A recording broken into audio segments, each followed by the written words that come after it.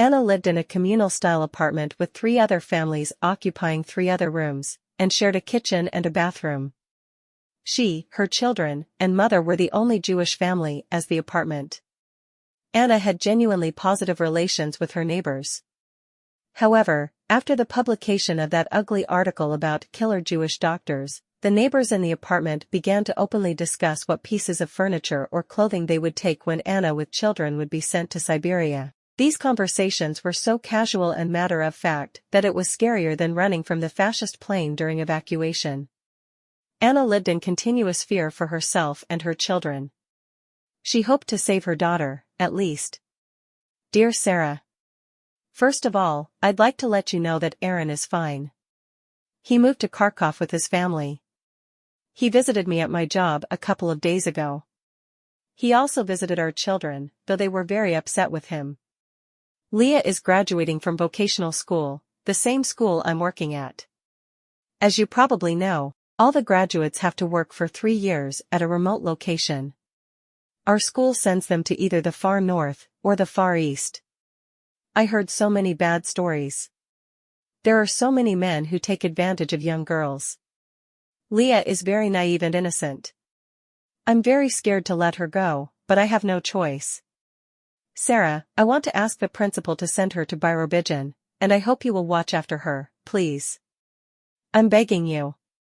I need her to be close to some relatives. I sent you a few jars of strawberry jam, because you wrote to me that your kids had never tasted it. I hope they like it. Love. Anna.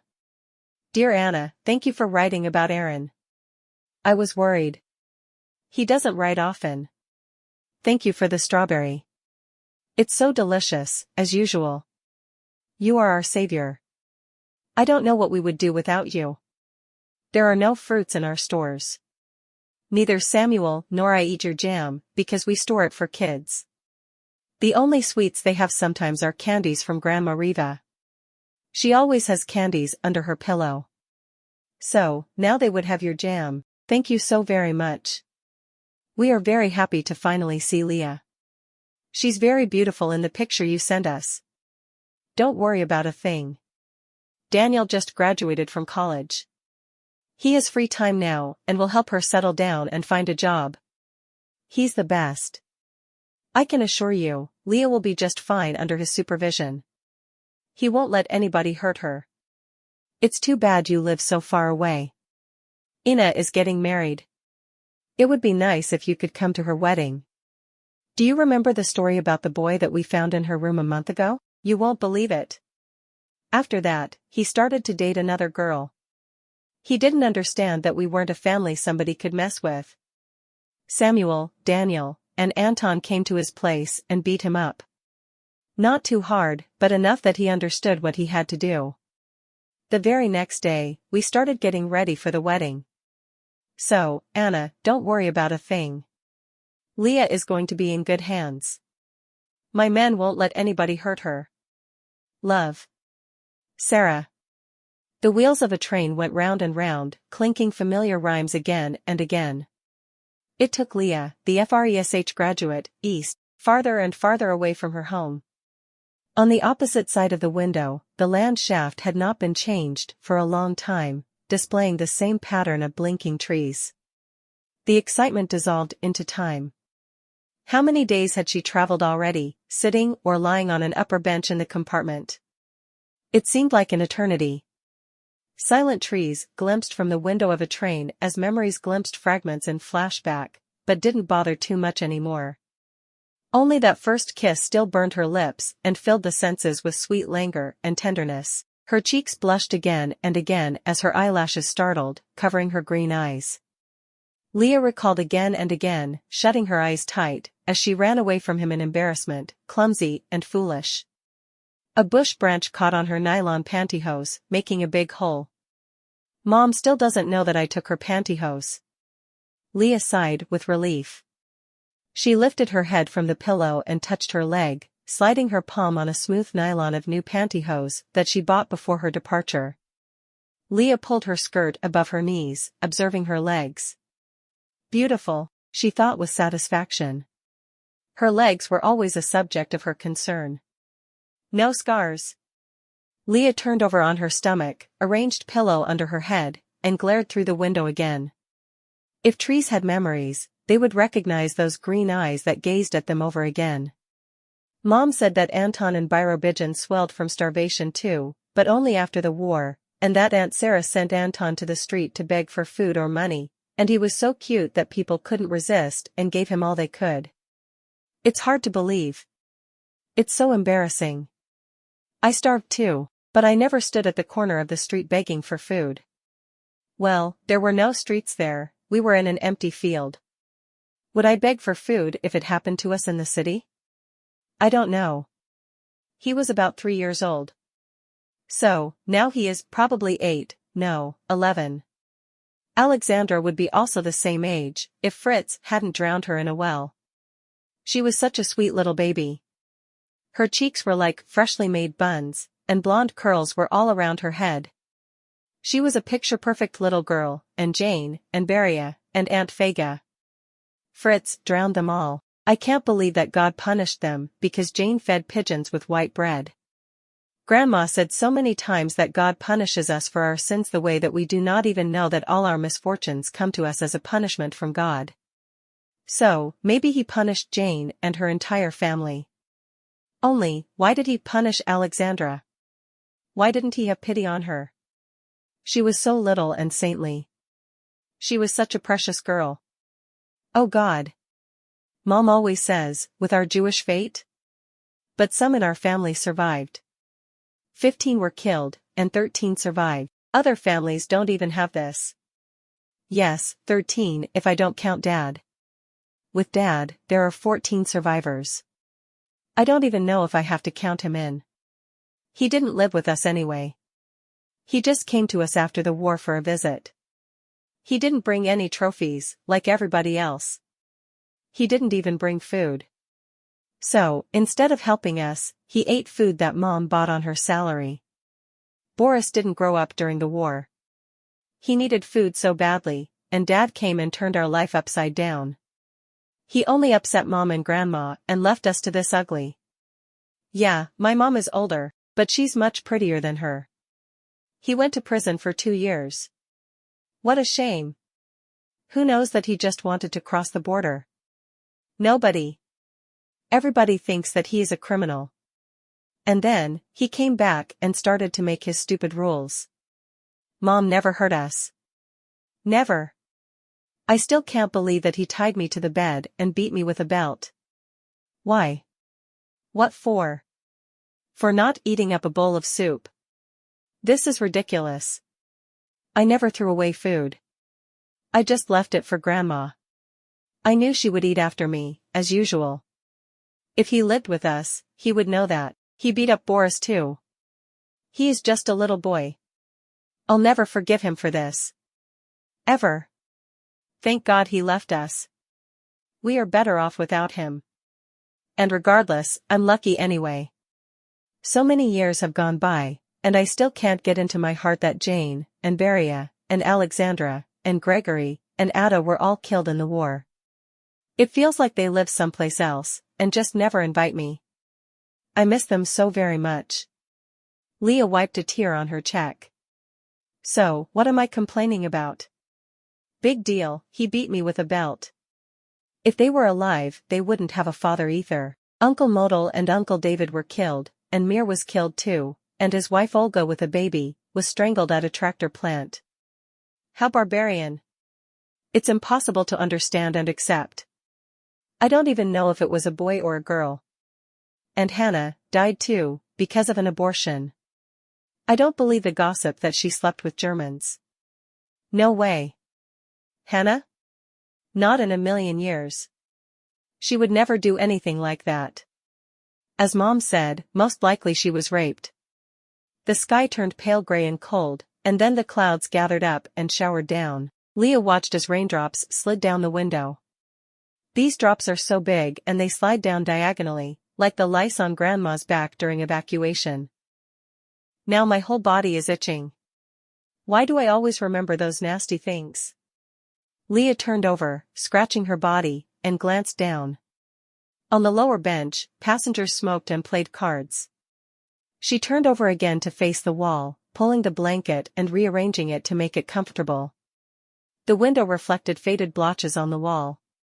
The mood changed. How are Mom and Grandma without me? I didn't see them for a few days only, but I already missed them so much. I hope they'll be all right. Boris is already a big boy.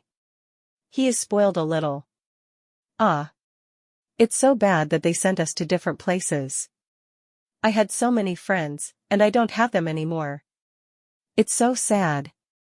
Would I be able to find new friends? My dear friend Mila. She is so lucky. She was sent to Georgia. It's warm there, and Georgian boys are so handsome. All the other girls went to the far north.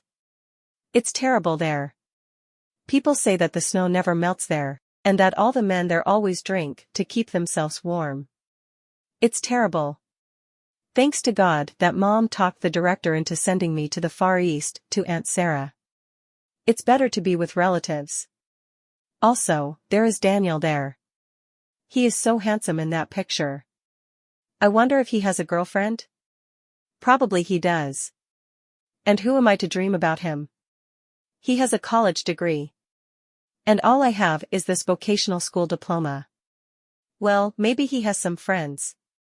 The train made a stop at a train station. Chelyabinsk. There are so many empty trains here, she thought. It's strange. It was so hard to buy a ticket to the train, and here there are so many trains with no use. Leah didn't know that these trains were part of Stalin's plan to clean up the country by relocating all the Jews to the Far East, by placing them in trains and taking them away forcefully.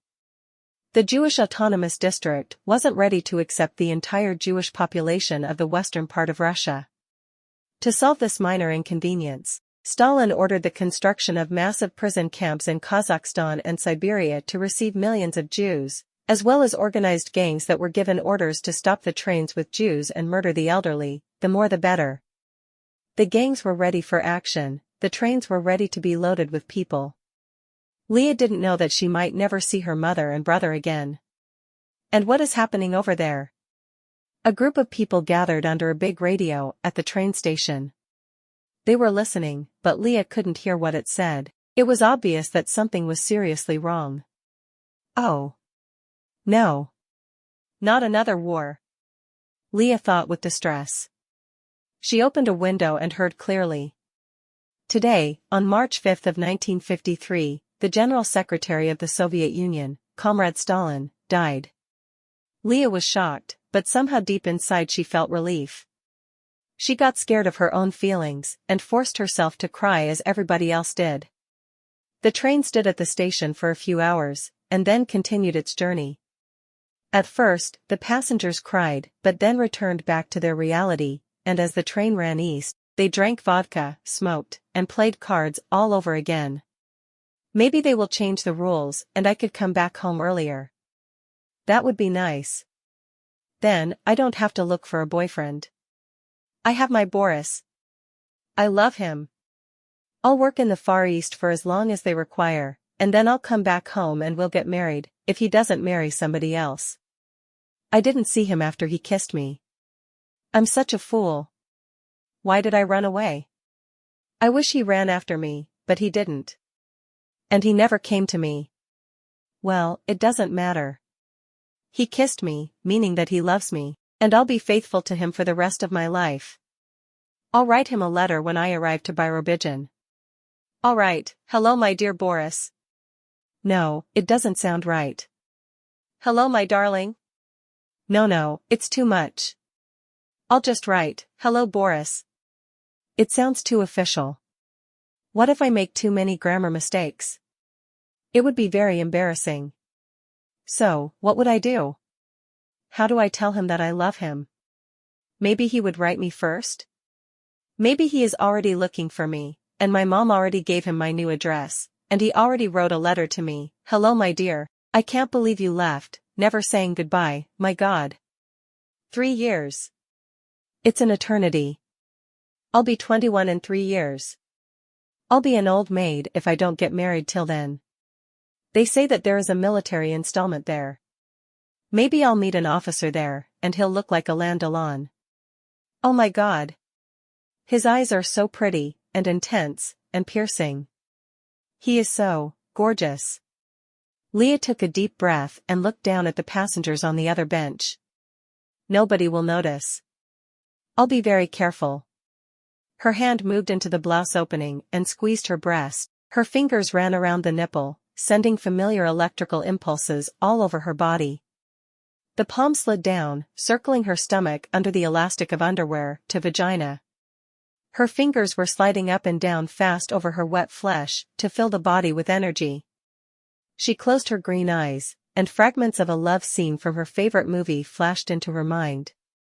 His eyes were so piercing. His mouth was so delicious. Her lips got wet. Kiss him.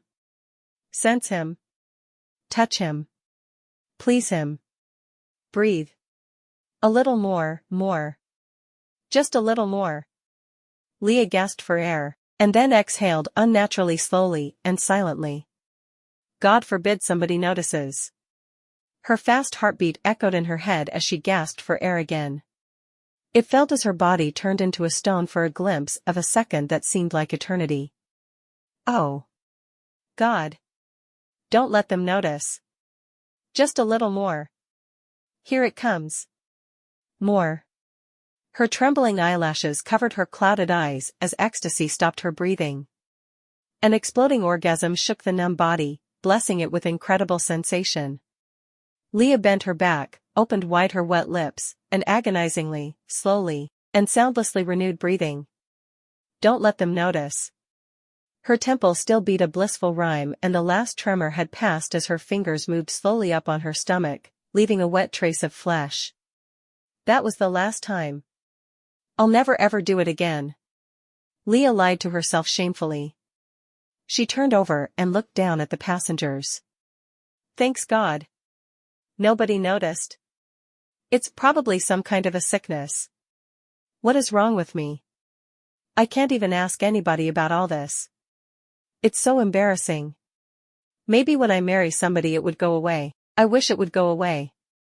But it feels so good.